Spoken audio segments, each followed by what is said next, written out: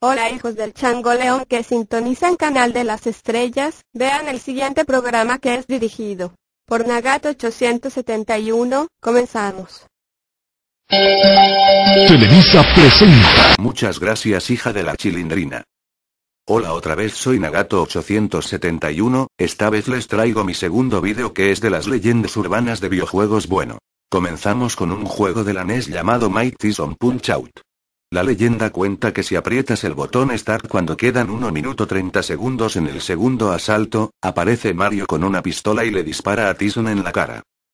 Obviamente este rumor es falso.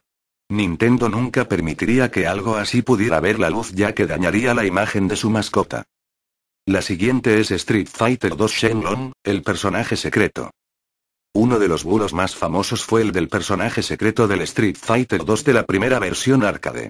Todo se originó por culpa de una mala traducción del japonés al inglés. La frase que aparecía en la pantalla cuando Ryu ganaba un combate decía "You must defeat Shenlong to stand a chance".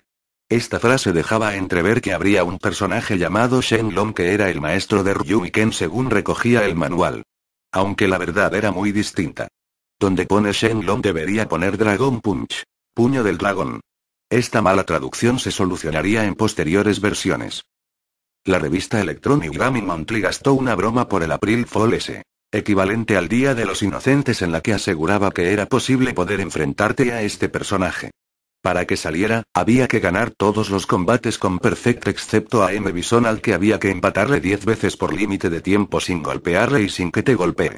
Era tan complicado que parecía mentira, ya que seguramente nadie sea capaz de realizar dicha proeza. Sin embargo, el artículo estaba acompañado por unas falsas capturas de pantalla bastante conseguidas de Ryu luchando contra el que sería Shenlong, y muchas revistas del sector se hicieron eco extendiendo este bulo por todo el mundo. La siguiente es ET, el videojuego enterrado en el desierto. ET es uno de los mayores fracasos de la industria de los videojuegos, en este caso de la compañía Atari. Desarrollado por Howard Scott Warsaw y basado en la película del mismo nombre que el juego, el cartucho de ET fue publicado para Atari 2600 en el año 1982. Tras un éxito rotundo en taquilla por parte de la película de Spielberg, Atari tenía las ventas aseguradas del cartucho y decidieron fabricar varios millones de unidades, incluso más cartuchos que el número de consolas que se habían vendido, ya que se esperaba que una vez saliese el juego todo el mundo fuera corriendo a la tienda para comprarlo y comprar también la consola si hacía falta. El juego del año se transformó en una pesadilla tanto para la compañía como para las víctimas que compraron el cartucho. Unos gráficos simples, una mecánica de juego que no ofrece diversión y un fallo enorme en una parte del juego. Puedes caer en un agujero del que no hay escape posible y simplemente tocará apagar la consola. La leyenda urbana cuenta que como los costes de almacenaje del gran número de juegos eran caros y Atari no les encontraba ninguna salida en tiendas, decidió deshacerse de ellos enterrándolos de forma secreta en un desierto de Nuevo México. Hay gente que asegura haber ido al desierto y desenterrado algún cartucho. Además, los habitantes del lugar donde se supone que Atari enterró los cartuchos han puesto una que dice "Aquí descansa Ed y su familia". La siguiente historia es la PlayStation de Sony y Nintendo. A principios de los años 90 la SNES lideraba el mercado de las 16 bits, manteniendo una dura rivalidad con la Mega Drive de Sega y en menor medida con la TurboGrafx de NEC. Por aquel entonces la palabra multimedia sonaba a futuro, y se llegó a pensar que la compañía que dotase a su sistema de la capacidad de reproducir CDs podría alcanzar el liderato sin despeinarse. Así comenzó una de las batallas de marketing más duras de la historia de los videojuegos. Las revistas del sector se llenaron de noticias que no hacían más que crear e incrementar la expectación de los usuarios. El Turbo CD de NEC o el Sega CD de Sega prometían juegos con mejores gráficos, un sonido de cine y una duración nunca vista hasta la fecha. ¿Y Nintendo? Pues como buena previsora tenía unas bajo la manga desde hacía mucho tiempo. Cuando la Super Nintendo era tan solo un prototipo, firmó un acuerdo con Sony para utilizar su procesador de sonido y diversos componentes en la fabricación de su consola, y en el caso de que ésta dispusiese de una unidad de CD, Sony sería la encargada de fabricarla. Por otra parte, Sony se reservaba el derecho de comercializar una videoconsola compatible con los juegos de la 16 bits de Nintendo y con el Super CD. Así pues, Sony y Nintendo presentaron de la mano la unidad lectora de CDs para la Super Nintendo bajo el nombre de SNES PlayStation Project. Pero este acuerdo entre las dos compañías niponas ponía en desventaja a Nintendo. Habían cambiado muchas cosas en los últimos años, y la Super Nintendo ostentaba una posición muy envidiable en el mercado. En el caso de llevarse el contrato a cabo, Nintendo dependería de Sony para la fabricación del SNES CD, y por otra parte Sony podría lanzar su propia consola compatible, plantando cara en el terreno de juego a la 16 bits de Nintendo. También hubo discusiones en cuanto al formato del CD a emplear.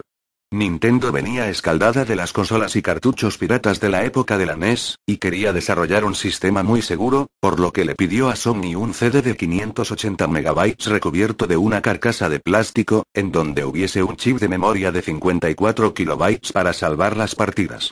Sony en cambio no estaba dispuesta a utilizar CDs que no respetasen su formato estándar. Entonces, las negociaciones entre ambas compañías se rompieron y Nintendo dejó a Sony de lado para negociar con Philips la creación del SNES CD. Entre ambas compañías llegarían a un acuerdo por el cual Philips desarrollaría el lector y lo haría compatible con su futura consola CDI, y además dispondría de algunas de las mejores licencias de la gran N como Zelda y Mario. Sin embargo, Sony no se quedaría de brazos cruzados mientras veía como Nintendo y Philips se repartían su pastel, y llevó a Nintendo a los tribunales por incumplimiento de contrato. Para dar fin a todo este culebrón, las tres compañías llegaron finalmente a un acuerdo para desarrollar de forma conjunta la unidad lectora. Cuando parecía inminente el lanzamiento e incluso se había fijado precio de salida $299, de repente todo quedó en nada y nadie volvió a sacar el tema. La Sega CD y el Turbo CD no lograron el éxito que esperaban. El chip FX dotaba a los juegos de una atractiva apariencia gráfica poligonal. Eran tres compañías las que se repartían los beneficios, así que tocaba a menos por barba. A pesar de que el SNES CD nunca llegó a salir, Sony aprendió todo lo que necesitaba del mejor maestro, y utilizó la tecnología desarrollada para lanzar inmediatamente al mercado su PlayStation. Nintendo quedó un poco descolgada, por una parte había perdido demasiado tiempo en el proyecto del SNES CD, y por otra el sistema Virtual Boy resultó ser un fracaso. Entre una cosa y otra no reaccionó a tiempo lanzando una videoconsola de 32 bits, y para cuando tuvo listos los deberes con la Nintendo 64, Sony ya dominaba el mercado. Nintendo había creado un monstruo. Bueno, esto ha sido todo, suscríbanse a mi canal, yo soy Nagato871, hasta la próxima.